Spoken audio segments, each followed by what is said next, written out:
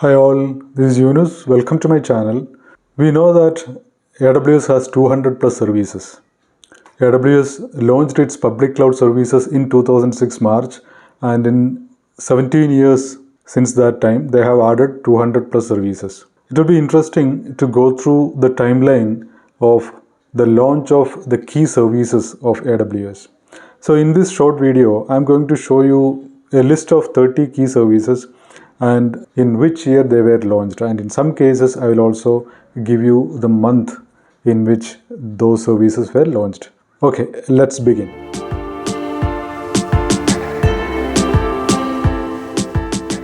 The AWS public cloud started providing its first service, which is S3, in 2006 March, and it was followed by SQS in 2006 July and closely followed by EC2, which is one of the most popular services from AWS, in 2006 August.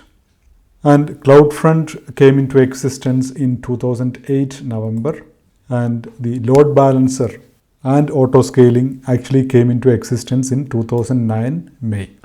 In 2009 May, they introduced CloudWatch, followed by VPC in 2009 August. So some of the basic services which we think it was there from day one. For example, VPC, it was actually introduced 3.5 years after AWS started providing the service. RDS started in 2009 October, and the Spot instance, EC2 Spot instance, was introduced in 2009 December. The simple notification service came 4 years after SQS. Most of the time when we talk about SQS, we talk about SNS as well, but there is a 4-year age difference between these two brothers. Route 53 was introduced in 2010 December, and Elastic Beanstalk came up in 2011 January. CloudFormation, which is the infra as code tool from AWS, it came up in 2011 February, and Elasticache came up in 2011 August. DynamoDB, which is the very successful NoSQL database from AWS, was introduced in 2012 January. And Redshift, the high capacity data warehouse, was launched in 2013 Feb. And in 2013 November, Kinesis, the service which can ingest huge amounts of streaming data, that came about in 2013 November.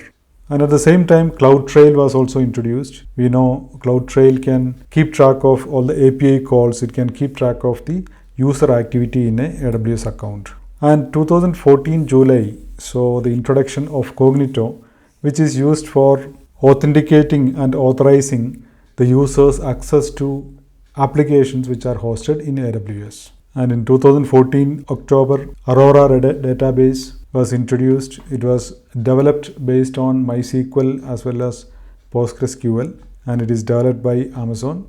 In 2014 November, Lambda, which is one of the revolutionary computing technologies, serverless computing technology, was introduced in 2014 November.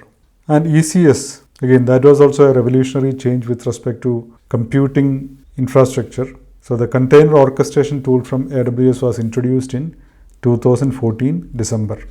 CodeDeploy, which is one of the very useful DevOps tools, was introduced in 2014, and CodePipeline came about in 2015 July. So some of us may think that this code deploy, code build, code pipeline, code commit was introduced together. That is not the case. And in 2015 July, one of the other very successful services from AWS, API Gateway, was introduced, followed by Web Application Firewall in 2015 October. EFS, the file server, Elastic File Service, came up in 2016 June. And Code Build was introduced in the year 2016. And Cloud9 IDE, which was actually bought from another company by AWS, it was added to the portfolio in 2016. By 2016 December, Step Functions, the serverless workflow orchestration tool, was introduced. And at the same time, AWS X-Ray, the trace tool, which can be used for tracing the distributed applications, the applications which are developed using microservices. Those distributed applications can be monitored using AWS X-Ray. It was introduced in 2016 December. And the database migration service was introduced in 2016. And the Fargate, the serverless platform for running your containers, that was introduced in 2017, 3 years after the ECS service was introduced. SageMaker, which is the machine learning service, was introduced in 2017 November. And the same year in December, Simple Systems Manager, or today it is known as Systems Manager, the operation management tool, was introduced in 2017 December. Elastic Kubernetes Service, which is an alternative to ECS, was introduced in the year 2018. And Control Tower for multi-account management. This tool was introduced in 2019 June. And QLDB database, Quantum Ledger database, was introduced in 2019. And in 2021, AWS introduced Glacier Instant Retrieval. So with that, we'll close here. I'll come back with a more detailed or extensive list of AWS services. I'll come out with that timeline. Thank you for watching. Thank you. Bye.